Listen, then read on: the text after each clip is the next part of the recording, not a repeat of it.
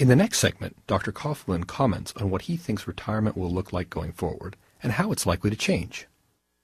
The mental model of retirement that we've all been taught, even for the folks that are about to retire in the next few years, was that you would work 25, 30 years probably for the same company or maybe another organization, but in many cases the same company.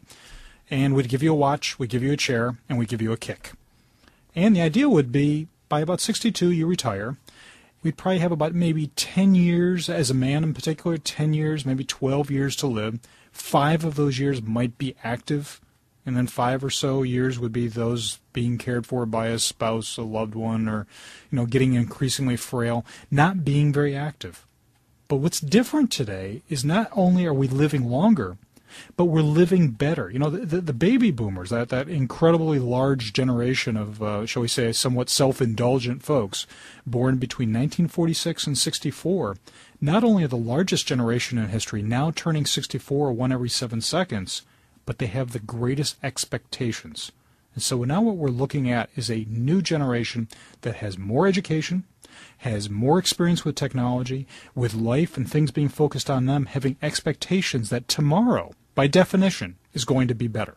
Or if it's not, they're going to ask someone to make it better. So does American business recognize this as one of the great opportunities of the decade, or even the? I think that business, American business, and even if you think globally, some of business is starting to focus and look on it, but not very well. And part of the reason is that institutions, be they public or private, are always defined on yesterday's definition of what the opportunity or yesterday's definition of what the problem is.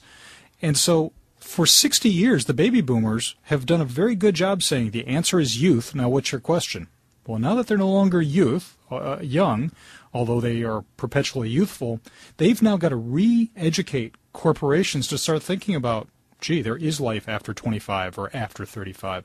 So most businesses are not getting it quite yet. There are some who've always been in that space. The pharmaceutical industry, financial services, have always looked at the 50 plus, if you will, as a core area. But there are other businesses that don't quite get it yet. Such as? The business of fun. Now that I'm giving you 20 or 30 years longer life, what are you going to do for laughs? What kind of toys? What kind of games? What kind of entertainment are you going to do?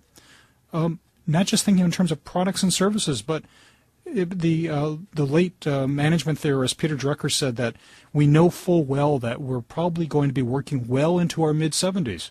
How does business now start thinking about managing a multi-generational workforce of not just 2 or 3, but 4 generations?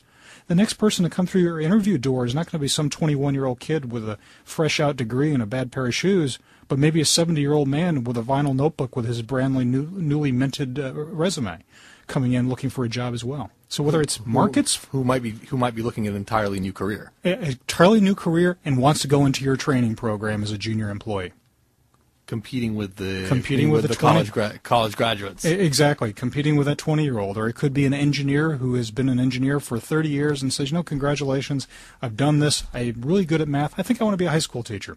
How do I get real trained? So not only is it market force and workforce, but really rethinking about how do we spend that additional longevity bonus of going to school and living and staying engaged and productive in life. So I want to go back to, you mentioned that financial services, they were one of the you mentioned that they've always been focused on this space. Yeah, the older market's always been on their agenda, if you will. How they look at the world of retirement, the world of as we're getting more and more people who are living longer, who are going to want to do more things with their lives. Yep. How are they thinking about all this? How are they thinking about the products that they offer and the services that they offer? I mean, how are those? Are they thinking about the world changing for them? I think that they're with great excitement thinking that the world is going to change, particularly with the euphemism of the economic downturn, if you will, is going to change for them. But I think they think it's going to change for the better. I mean, they've got the boomers coming through, their prime income, their prime savings time. They should be doing very well. And it's not that they're not doing okay, but they're modeling what for the boomers, what they did for their parents, the old idea of what retirement is, which is largely, we're going to promise you the number, a lump of cash. And what I would suggest is that the financial services industry is going to be disrupted not by a technology, but by the consumer, that disruptive demographic of a more demanding consumer who's not just looking for a utility function of how much cash you're going to give me, but what can I do with it? What kind of solutions are you going to put into my life of how I need to work, live, and play tomorrow?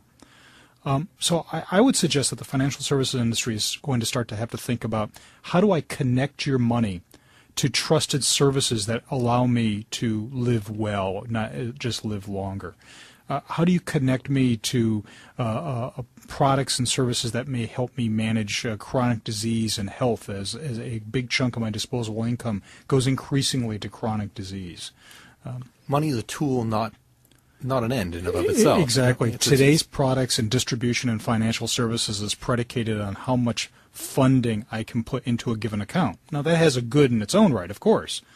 But now I think the boomers are looking for something else. How do I connect that funding to something that I can use in real time?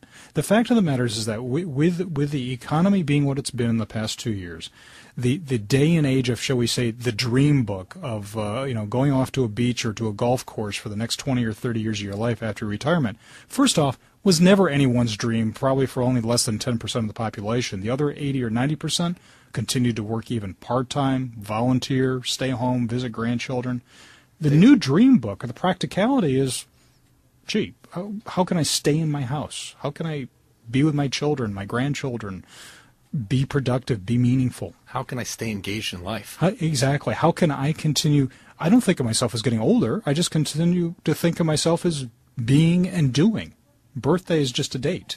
So how can I use financial services and my wealth, however mediocre that might be, to keep me engaged?